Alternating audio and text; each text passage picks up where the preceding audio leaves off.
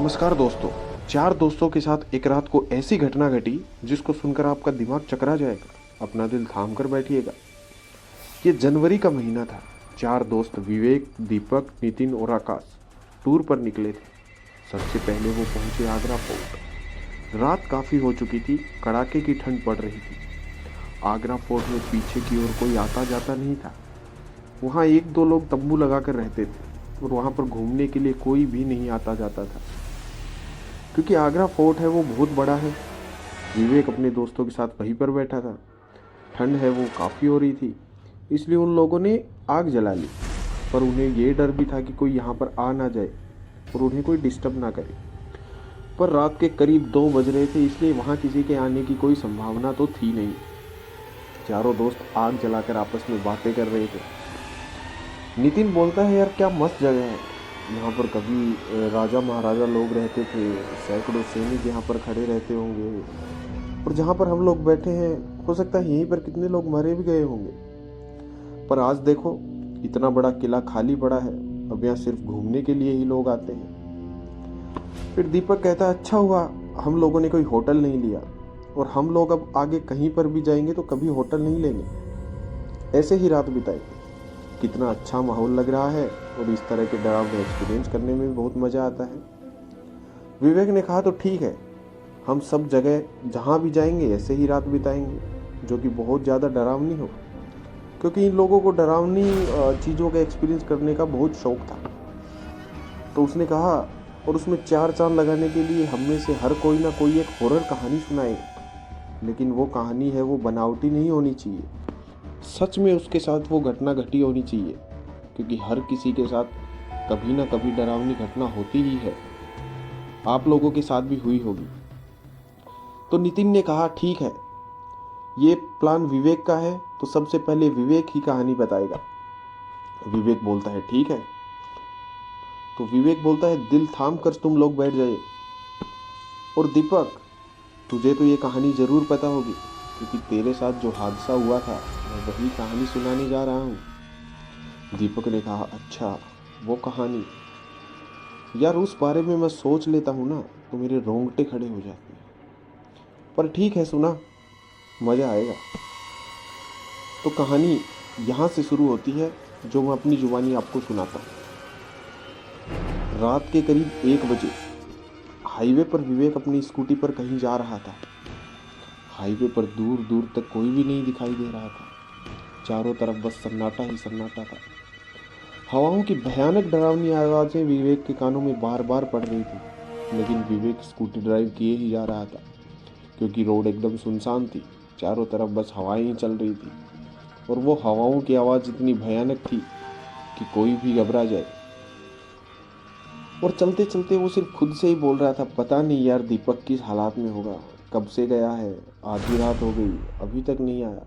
और उसने स्कूटी और तेज भगा ली कि अचानक से तभी एक बूढ़ा इंसान उसके सामने आ जाता है। उसने ब्रेक लगाई, स्कूटी रोकी। उस बाबा का चेहरा बहुत ही उसको भयानक लग रहा था। विवेक ने तेज आवाज में बाबा को बोला, अरे बाबा, पूरी सड़क खाली पड़ी है, मेरी गाड़ी के सामने ही आना है आपको, अभी आपको चोट लग जाती तो। बाबा ने कहा, चोट तो बहुत पहले ही लग चुकी है बेटा। विवेक बोला, ऐसे चलोगे तो चोट लगेगी ही ना बाबा। बाबा कहता है, हाँ हाँ, लेकिन मुझे अब कभी चोट नहीं लग सकती बेटा, चाहे मुझ पर गाड़ी ही क्यों ना चढ़ जाए। विवेक उस बाबा की बात सुनकर थोड़ा सा हैरान हुआ। विवेक ने बाबा से कहा, ये क्या कर रहे हैं आप? इतना कहते ही बहुत तेज से बारिश होने लगती है, आसमान में बिजली कड़कने लगती है। विवेक ने सोचा, यार ये अचानक बारिश कैसे होने लगी, अभी तो आसमान बिल्कुल साफ था। फिर बाबा ने कुछ ऐसा बोला जिस पर यकीन करना विवेक के लिए बड़ा मुश्किल हो गया। बाबा ने बोला, आसमान तो बेटा अभी भी बिल्कुल साफ है, ऊपर तो देखो।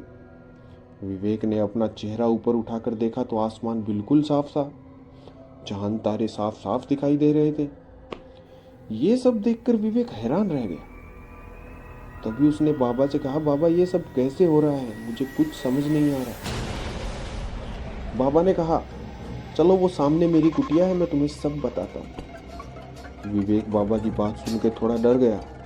और बोला, नहीं बाबा, मेरा दोस्त इसी रास्ते से दिन में कहीं गया है, अभी तक वापस नहीं लौटा, मुझे उसे ढूंढना है, मुझे जाने दीजिए।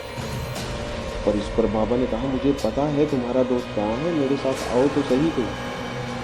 बाबा की ये बात सुनकर विवेक फिर से हैरान हुआ।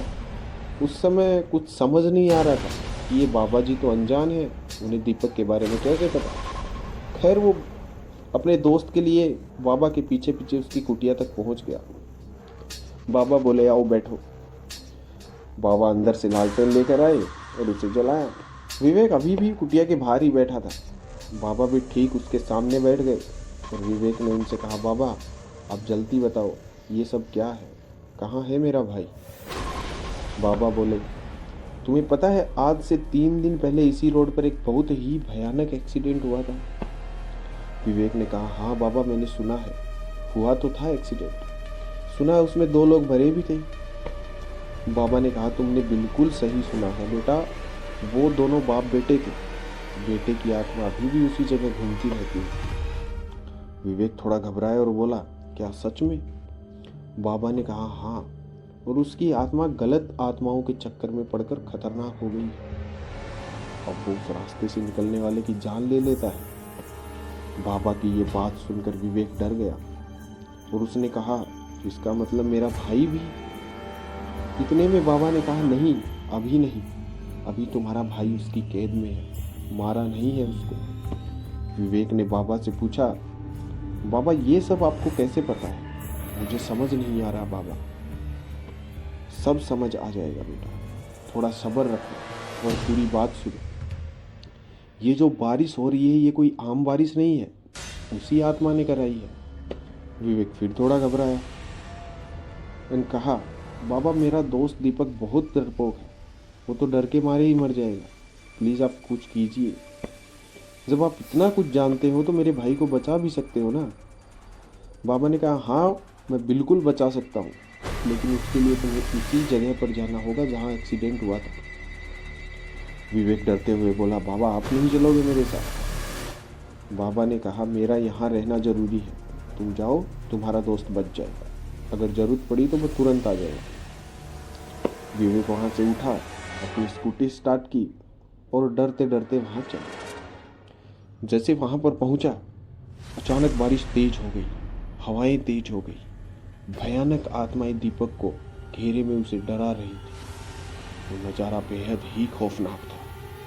दीपक धीरे धीरे तभी आवाज में रो रहा था। विवेक ने अपने डर को कंट्रोल किया, तुरंत अपनी स्कूटी से उतरा और आगे बढ़ा। उसने दीपक को आवाज लगाई, दीपक, दीपक, तुझे कुछ हुआ तो नहीं? दीपक ने जैसे ही विवेक को देखा, उसके चेहरे पर थोड़ी राहत दिखी, लेकिन अंदर ही अंदर दीपक और विवेक बहुत ज्यादा डरे हुए थे।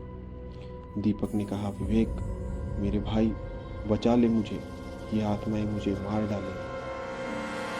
और अचानक फिर वो आत्माएं हंसकर कहने लगी, आजा, तू भी आजा, तुझे भी निपटा देता हूँ, और भयानक तरीके से हंसने लगी। इससे विवेक और भी ज़्यादा डर गया, क्योंकि चारों तरफ अंधेरा ही अंधेरा और सिर्फ वो आत्माएं जोर जोर से हंस रही थी। तभी अचानक से बारिश रुक गई, आसमान में बिजली चमकी जिसकी तेज रोशनी पैदा हुई। तभी उसने देखा कि वहां पर बाबा आ गए थे। आत्मा ने बाबा से कहा, तुम यहाँ से चले जाओ। उस आत्मा ने उस बाबा को पापा कहकर बुलाया। उसने कहा, तुम यहाँ से चले जाओ पापा, ये दोनों मेरे शिकार हैं। ये सब सुनकर विवेक बहुत ज़्यादा डर गया। आखिर ये आत्मा बाबा को अपना पापा क्यों बोल रही है? ये सवाल उसके दिमाग में घूमने लगा और वो बहुत ही भयानक तरीके से डरने लगा।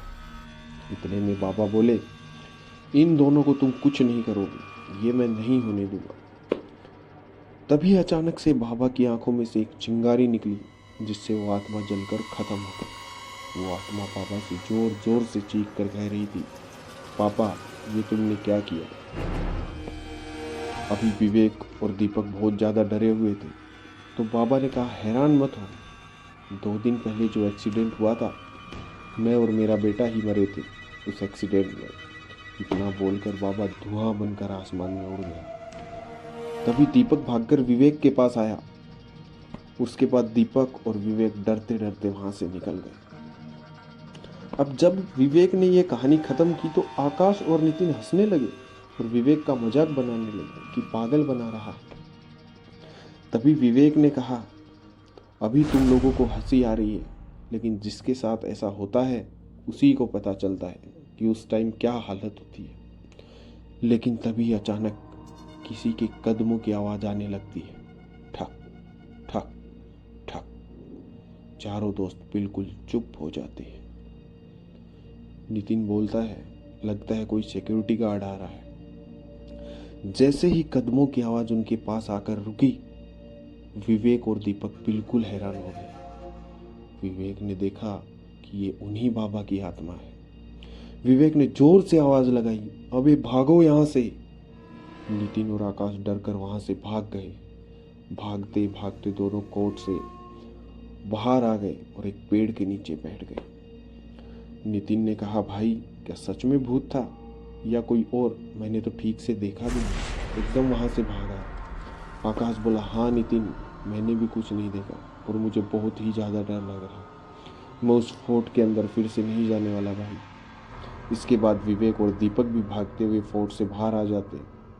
सभी बहुत ज़्यादा डरे हुए थे और जल्दी जल्दी से उस जगह से निकल गए। उसके बाद वो कभी भी रात में घूमने नहीं आए, क्योंकि वो इस रात के बाद बहुत ज़्यादा डर चुके थे। हालांकि इस घटना को काफ़ी टाइम हो गया, पर उस रात की घटना आज भी उन चारों को दिलो दिमाग में बड़े खतरनाक तरीके से बसी हुई है। जबकि नितिन और आकाश ने तो इस घटना को देखा भी नहीं था, सिर्फ सुना ही था, लेकिन डर उनके दिमाग में आज भी बैठा हुआ है। चलो इसी के साथ इस कहानी को यहीं पर ख़त्म करते हैं। अगर आपने कहानी पूरी सुनी है तो वीडियो को लाइक शेयर करना और चैनल को सब्सक्राइब करके बेल आइकन प्रेस करके ऑल पर क्लिक कर देना, क्योंकि ऐसी घटनाएं मैं आपके लिए लाता रहूँगा। धन्यवाद।